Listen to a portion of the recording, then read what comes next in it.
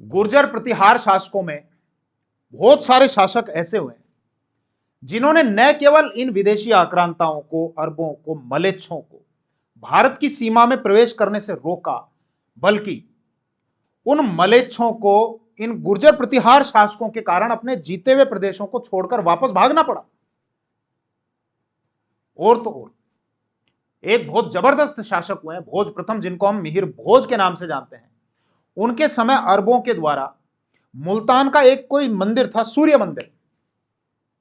उस सूर्य मंदिर को वो अपनी रक्षा के तौर पर यूज में लिया करते थे। उसको केवल इसीलिए सही सलामत रखा हुआ था कि गुर्जर प्रतिहारों के द्वारा अगर अटैक किया जाए तो उनको मूर्ति को तोड़ने की धमकी दे दो और वो अटैक नहीं करेंगे। ये एक कुछ इमेज तैयार की गई आर्टिफिशियल इंटेलिजेंस से, किसी मंदिर की इमेज। वर्तमान पाकिस्तान में एक जगह आती है मुल्तान। मुल्तान में एक सूर्य मंदिर था। उसके संबंध में एक अरबी यात्री अल मसूदी के द्वारा कुछ जानकारी दी गई है। अल मसूदी जिसके द्वारा एक किताब लिखी गई है, मुरूज अल जवाहिर। और यह व्यक्ति जब भारत में गुर्जर प्रतिहार शासक महिपाल शासन कर रहे थे, उनके समय इसने सिंध की यात्रा की थी। इस व्यक्ति के द्वारा सिंध की यात्रा की गई थी। तो अल मसूदी अपनी किताब मुरूज अल जवाहिर में यह लिखता है कि अरबों के द्वारा मुल्तान में एक मंदिर को, सूर्य मंदिर को बहुत सही सलामत स्थिति में रखा गया है। क्यों? क्योंकि गुर्जर प्रतिहार जो शासक है भोज प्रथम, जिसको मिहिर भोज के नाम से जाना जाता है, जब उसके द्वारा इधर अटैक किया जाता है तो इन अरबों के द्वारा यह धमकी दे दी जाती है कि अगर तुमने हमारे ऊपर अटैक किया तो हम इसकी मूर्ति को तोड़ देंगे, और इसके कारण उसके आक्रमण को रोक दिया जाता है। यह अल मसूदी जिसके द्वारा मिहिर भोज के संबंध में एक शब्द यूज में लिया गया है, बोरा, और उनके राज्य को कहा गया अल जुआर। बोरा जो शब्द है वो एक शब्द का अपभ्रंश है वराह का। हम ये देखते हैं कि बहुत सारे जो शासक हमारे वो आदि वराह की उपाधि धारण करते थे। वो इसलिए कि जब वो इन विदेशी आक्रांताओं का, मलेच्छों का नाश करते थे तो ज्यादातर वो योद्धा आदि वराह की उपाधि धारण कर लिया करते थे। जैसे मिहिर भोज के संबंध में भी देखने को मिलता है कि इनका एक सिक्का चलता था श्री भोजदेव के नाम से, और उसमें श्रीमद आदि वराह की उपाधि हमको देखने को मिलती है, जो चांदी और तांबे के सिक्के चला करते थे। मैं और भी गुर्जर प्रतिहार शासकों में जो बहुत जबरदस्त शासक हुए उनके संबंध में इस वीडियो में आपके साथ में बात करूंगा। एक और व्यक्ति की तरफ मैं आपको लेकर चलता हूं। एक अरबी यात्री हुआ है अल बिलादुरी। ये कुछ ब्लैक सी दिख रही होगी आपको इमेज, कि कुछ ये अरब आक्रांता हैं जो एक झील के चारों तरफ बैठे हुए हैं और इन्होंने एक केंद्र बनाया हुआ है। मतलब एक अरबी यात्री अल बिलादुरी ये लिखता है कि मिहिर भोज के समय इन अरबों को अल हिंद की सीमा पर, अल हिंद मतलब हिंदुस्तान के संबंध में लिखा है, सिंधु नदी के कारण इसको हिंद कहा गया, और उनसे स उच्चारण नहीं होता था तो वो इसको हिंद बोल दिया करते थे।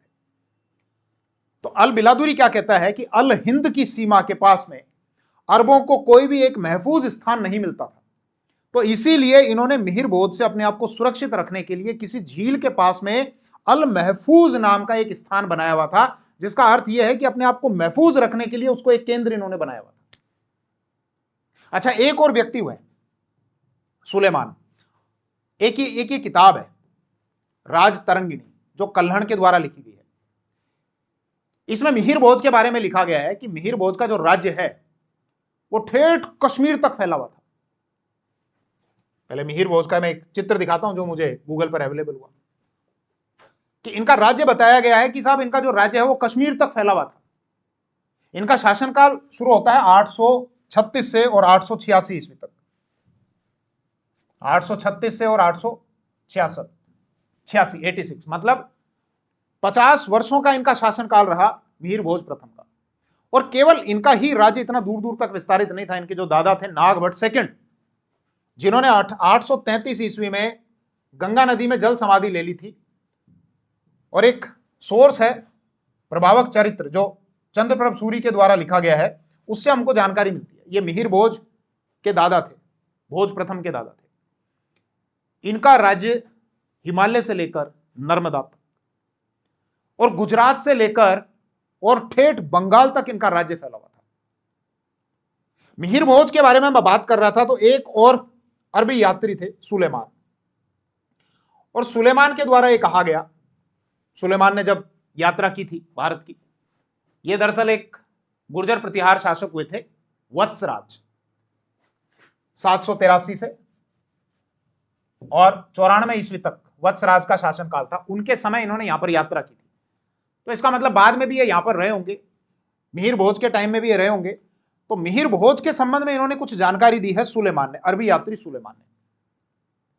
एक तो मिहिर भोज के लिए ये यूज में लेते हैं जुर्ज नरेश, और जुर्ज इतिहासकारों के द्वारा कहा गया है कि जुर्ज जो है ये गुर्जर का अपभ्रंश है। और गुर्जर का क्या अर्थ है ये मैंने पहले के वीडियोस में आपको बताया है कि कुछ जगह गुर्जर को एक क्षेत्र विशेष से संबंधित कहा गया है और कुछ जगह जाति विशेष से संबंधित बताया गया है। और प्रतिहार का जो अर्थ है वो पद सूचक शब्द है, उसके बारे में इस वीडियो में मैं चर्चा नहीं करूंगा क्योंकि पहले के वीडियो में मैं आपके साथ में बात कर चुका। तो खैर, सुलेमान क्या कहता है मिहिर भोज के संबंध में कि साहब मिहिर भोज की जो सेना है, अश्व सेना, घोड़ों की जो सेना है, भारतवर्ष में सबसे बड़ी सेना अगर अश्व सेना किसी के पास में है तो वो मिहिर भोज के पास में है। सुलेमान ये कहता है कि इससे बड़ी सेना पूरे भारतवर्ष में अश्व सेना किसी के पास में नहीं है। आगे लिखता है कि मिहिर भोज को इस्लाम का शत्रु बताया गया इसके द्वारा, सुलेमान के द्वारा, कि मिहिर भोज जो है वो इस्लाम का शत्रु है।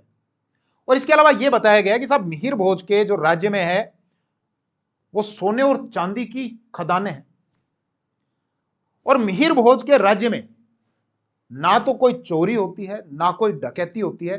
तो अगर कोई चोरी नहीं हो रही है, डकैती नहीं हो रही है, तो इसका अर्थ यह है, दो चीजों पर हम ध्यान केंद्रित कर सकते हैं कि एक तो यहां के जो व्यक्ति होंगे मिहिर भोज के शासनकाल में वो बहुत संपन्न रहे होंगे, क्योंकि अगर चोरी डकैती कोई करेगा तो इसका मतलब उसको नीड है, अगर कोई व्यक्ति संपन्न है तो वो नहीं करेगा।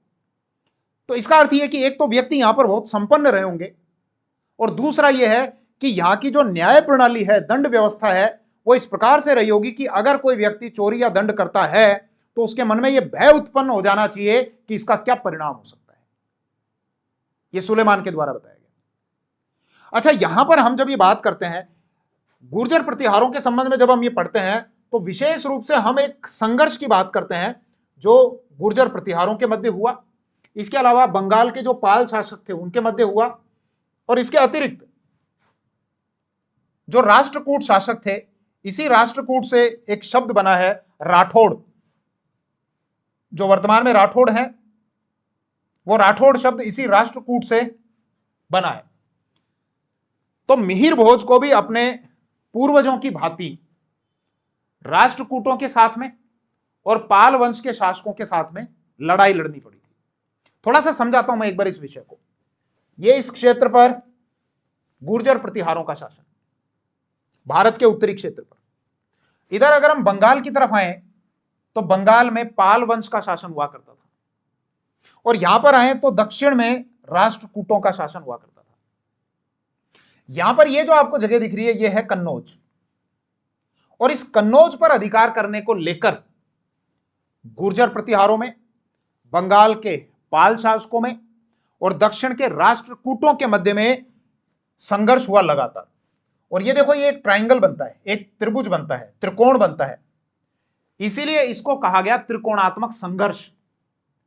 किस किस के मध्य हुआ? गुर्जर प्रतिहारों, पाल और राष्ट्रकूटों के मध्य।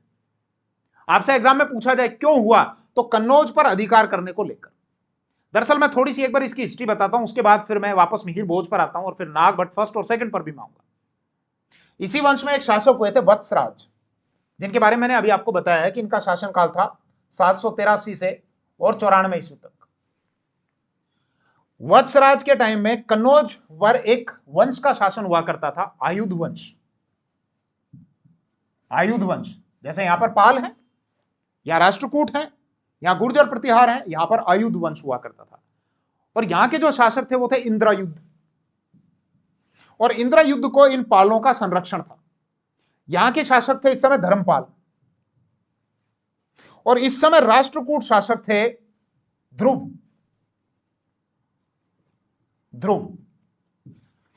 तो वत्सराज ने क्या किया, कन्नौज पर इंद्रायुध को पराजित कर दिया और कन्नौज पर अपना अधिकार कर लिया। धर्मपाल को बुरा लगा, धर्मपाल ने जब अटैक किया तो धर्मपाल और वत्सराज के बीच में एक युद्ध हुआ। इतिहासकार ये कहते हैं कि गंगा और यमुना के बीच का जो क्षेत्र है वहां पर कहीं इनके बीच में युद्ध हुआ था। कई जगह ये है कि साहब जो मुंगेर है वर्तमान जो बिहार में आता है वहां पर एक युद्ध हुआ था, और उस मुंगेर के युद्ध में वत्सराज ने इन पालों को भी पराजित कर दिया था, पाल शासक धर्मपाल को पराजित कर दिया था। तो एक तो कन्नौज के आयुध वंश के इंद्रायुध को पराजित किया, पाल वंश के धर्मपाल को पराजित किया, और कन्नौज पर अधिकार करने के बाद इसको अस्थायी राजधानी बनाया। ध्यान रखना, स्थायी नहीं, स्थायी या परमानेंट राजधानी तो नागभट्ट सेकंड आगे होंगे, उनके द्वारा बनाया गया था 816 ईस्वी में, लेकिन एक प्रकार से अस्थायी राजधानी बना लिया। राष्ट्रकूट शासकों को भी यहां पर अधिकार करना था। तो राष्ट्रकूट शासक थे ध्रुव। ध्रुव इस क्षेत्र की तरफ बढ़े और ध्रुव ने एक तो वत्सराज को पराजित किया। वत्सराज को पराजित करने के बाद अलग से एक युद्ध लड़ा धर्मपाल के साथ में, और यह युद्ध गंगा और यमुना नदी के बीच में जो एक क्षेत्र है जिसको दोआब का क्षेत्र कहा गया, उसके बीच में लड़ा गया था। इसीलिए हम ये देखते हैं कि इन राष्ट्रकूट शासकों का एक कुल चिन्ह है, इनके कुल का एक चिन्ह है जिसको एम्बलम कहा जाता है। एम्बलम, उस एम्बलम में दो चिन्हों को और सम्मिलित कर लिया गया, एक तो गंगा का चिन्ह और एक यमुना का चिन्ह। क्यों सम्मिलित कर लिया गया था? क्योंकि गंगा और यमुना के क्षेत्र के बीच में ही राष्ट्रकूटों ने पालों को पराजित कर दिया था। तो कहने का मतलब यह है कि यह जो त्रिकोणात्मक संघर्ष की शुरुआत हुई थी ये वत्सराज के टाइम में हुई थी, और यही संघर्ष हम आगे चलकर देखते हैं कि मिहिर भोज के टाइम में भी यह संघर्ष चल रहा था। मिहिर भोज की जब बात करें तो उससे पहले एक बार मैं आपको नागभट्ट फर्स्ट और नागभट्ट सेकंड की तरफ लेकर चलता हूं, क्योंकि नागभट्ट फर्स्ट के लिए हमको कुछ जानकारी मिलती है जिससे यह समझने में सहायता मिलती है कि किस प्रकार से गुर्जर प्रतिहार इन मलेच्छों को भारतवर्ष की सीमा में न केवल प्रवेश करने से रोकते थे, बल्कि उनको कई बार खुद के क्षेत्रों को छोड़कर भागना पड़ता था। जैसे ध्यान दो, ये एक शासक हुए थे नागभट्ट प्रथम, ये जिनका शासनकाल रहा 730 से लेकर 760 तक। नागभट्ट प्रथम के बारे में मैंने पहले के वीडियोस में आपको ये बताया है, ये रिकॉर्डेड है हालांकि ये पहले से, कि शुरुआत में गुर्जर प्रतिहारों का जो शासन रहा वो मंडोर में रहा। जोधपुर राजस्थान का एक जिला है, वहां पर एक जगह आती है मंडोर। मंडोर पर सबसे पहले इनकी सत्ता स्थापित हुई, और आगे चलकर हम ये देखते हैं कि नागभट्ट फर्स्ट ने ये कहा कि साहब अब मंडोर में मन नहीं लगता, मंडोर में मन नहीं लगता, तो उन्होंने मंडोर की जगह अपनी राजधानी मेड़ता कर ली, मेड़ता जो नागौर में आता है। नागभट्ट फर्स्ट के द्वारा ही इधर जालोर के क्षेत्र को जीता गया, इसके अलावा उज्जैन के क्षेत्र को जीता गया। इसीलिए इन नागभट्ट फर्स्ट को हम जालोर और उज्जैन के प्रतिहारों का संस्थापक बोलते हैं। इन नागभट्ट फर्स्ट के लिए हमको एक तो शब्द देखने को मिलता है नारायण, ये नारायण, और एक शब्द देखने को मिलता है मलेच्छों का नाशक। क्यों? मलेच्छों का नाशक दरअसल एक अभिलेख है, ग्वालियर का अभिलेख, ग्वालियर मध्य प्रदेश में आता है, और मिहिर भोज के टाइम का बहुत प्रसिद्ध अभिलेख है जिसमें हमको बहुत सारी जानकारियां मिलती हैं गुर्जर प्रतिहारों के बारे में। उसी में नागभट्ट फर्स्ट के लिए एक शब्द यूज में मिलता है हमको नारायण। ये इसलिए लिया गया क्योंकि जो इधर से विदेशी आक्रांता आते थे पश्चिम से, जो मलेच्छ आया करते थे, अरब आया करते थे, उनका नारायण की तरह, भगवान नारायण की तरह उनका संहार करने के कारण इनको नारायण की उपाधि दी गई। इनके संबंध में एक अरबी लेखक है अल बिलादुरी, देखो बहुत जोरदार बात बोलता है, वही अल बिलादुरी जिसने अभी मिहिर भोज के संबंध में लिखा था ना कि साहब भोज के समय इन अरबों को कोई महफूज स्थान नहीं मिल रहा है सुरक्षित रहने के लिए, इसीलिए इन्होंने क्या किया, एक झील के किनारे कोई अल महफूज नाम का कोई स्थान बनाया कि ताकि अगर अटैक हो तो यहां पर हम अपने आप को सुरक्षित रख पाए, वही अल बिलादुरी। तो वो अल बिलादुरी नागभट्ट फर्स्ट के बारे में ये लिखता है कि साहब एक खलीफा है, खलीफा आप जानते हैं इनके धार्मिक नेता होते हैं मुस्लिमों के, तो एक खलीफा है जिसका नाम है हाशम, कि साहब खलीफा हाशम के जितने भी सेनापति हैं वो सेनापति उज्जैन पर अधिकार नहीं कर पाए। क्यों? क्योंकि उज्जैन पर कौन बैठा हुआ है? नागभट्ट प्रथम। फिर आगे अल बिलादुरी यह भी लिखता है कि जो सिंध का गवर्नर है जुनैद, उस जुनैद के जितने भी उत्तराधिकारी हुए हैं, मतलब जुनैद के बाद में जितने भी सिंध के जो गवर्नर बने हैं वो सब असफल ही सिद्ध हुए हैं, क्योंकि उन्होंने क्षेत्रों को जीतना तो दूर, अपने अपने क्षेत्रों को हारकर उनको भागना पड़ा था। अरबों के द्वारा जिन शासकों को पराजित किया गया था उनकी एक जानकारी मिलती है नौसारी के अभिलेख से, और उस नौसारी के अभिलेख में नागभट्ट फर्स्ट का कहीं नाम देखने को नहीं मिलता। तो इसका अर्थ यह है कि इन अरबों के द्वारा जिन जिन शासकों को पराजित किया गया था उसमें नागभट्ट फर्स्ट का नाम न होने का अर्थ है कि नागभट्ट फर्स्ट को ये पराजित नहीं कर पाए थे। इसी प्रकार की हमको जानकारी मिलती है नागभट्ट सेकंड के बारे में। दरअसल अगर थोड़ा सा आप सीक्वेंस समझेंगे तो पहले शासक थे नागभट्ट फर्स्ट, जालोर, उज्जैन और कन्नौज के जो हम प्रतिहार जो बोलते हैं इसमें नागभट्ट फर्स्ट। इसके बाद इनके भतीजे बने थे कुकुस्त, इसके बाद इनके पुत्र बने थे देवराज, फिर बने थे वत्सराज, फिर बने थे रामभद्र, फिर बने थे मिहिर भोज, सॉरी वत्सराज के बाद बने थे नागभट्ट सेकंड, ये नागभट्ट सेकंड, फिर बने थे रामभद्र और फिर बने थे मिहिर भोज। तो ये जो मैं बात कर रहा हूं नागभट्ट सेकंड की, इन नागभट्ट सेकंड के बारे में भी हमको कुछ शब्द इसी प्रकार के देखने को मिलते हैं जो इस बात के परिचायक हैं क्या कि इन्होंने मलेच्छों को न केवल आने से रोका बल्कि उनके खुद के जीते हुए क्षेत्रों को छोड़कर उनको भागना पड़ा। जैसे इनके संबंध में लिखा हुआ है नागभट्ट सेकंड के संबंध में, जिन्होंने गंगा जल में समाधि ले ली थी 833 ईस्वी में, खांडिया का एक अभिलेख है जो उज्जैन में आता है और उसमें इनको लिखा हुआ है मलेच्छों का नाशक। मलेच्छों का नाशक का मतलब यह है कि सब जो इधर से आते थे उनका ही नाश कर दिया करते थे नागभट्ट सेकंड। इसके अलावा और भी कुछ जानकारी हमको इनके संबंध में देखने को मिलती है क्या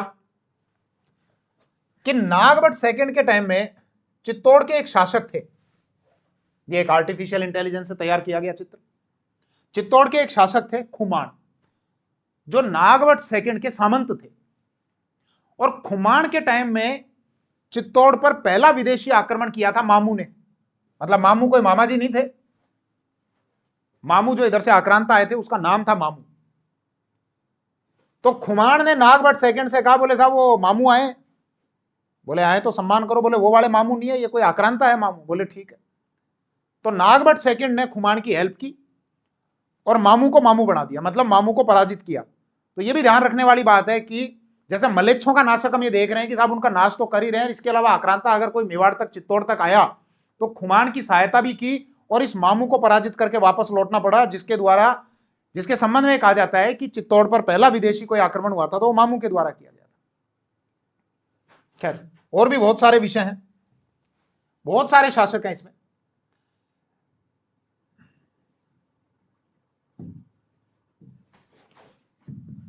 ये एक शासक हुए थे जिनके बारे में मैंने अभी आपको बताया था, वत्सराज, जिनके द्वारा शुरुआत की गई थी इस त्रिकोणात्मक संघर्ष की।